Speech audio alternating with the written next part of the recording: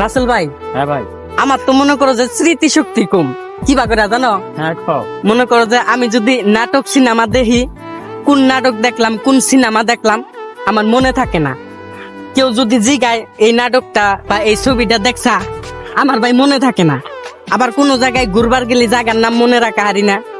আবার মনে করো যে কিছু যদি খাওয়ান দাওয়ান করি, কোনো খাবার বা কোনো বিস্কুটের প্যাকেট, চানাচুর আবি জাবি আছে না মেলা, তো অন্য মনে করো যে যদি খাই, তো আমি ওই ওই জিনিসটা খাইতাছি এটা জানি যে এই বিস্কুটটা খাইতাছি বা এই চানাচুরটা খাইতাছি, বুঝছো? মনে করো যে আমি প্যাকেটের নাম কি এটা কখনো খেয়াল করি না। এটা মনে হয় যে আমার অভ্যাসই নাই, মনে রাখা হারি নাকি মানে অভ্যাসই নাই, আমি দেখি না কোনো সময়। তো রাসেল ভাই একটু পিছাও। তো কত হলো যে মনে রাখা হারি না। তো আমি যখন দোকানে যাই না, আমার যদি কেউ মানে কেউ যদি আমার কয় যে এই জিনিসটাই না দাও তো, বা কেউ যদি আমি যদি দোকানে যাই, দোকানদার যায় কি কই জানো?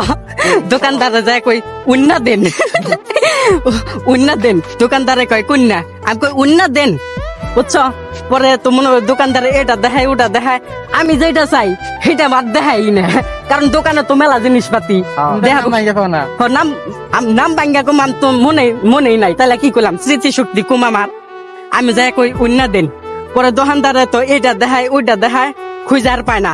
পরে আমি কি করি, পোলাহানে ওই যে চিপটিপ বা বিস্কুট আবি যাবি যে খায়া ঠোঙ্গা ফালা থুয়া যায়, ফালা থয় দোকান পাড়ের আশেপাশে, আমি অন্য করে আনি, করে আইনা দোকানদারে কই যে এই জিন্না দেন, বুঝছো? পরে পরে দেয়, তারপরে সে নিয়ে খাই। আমি বললাম এবার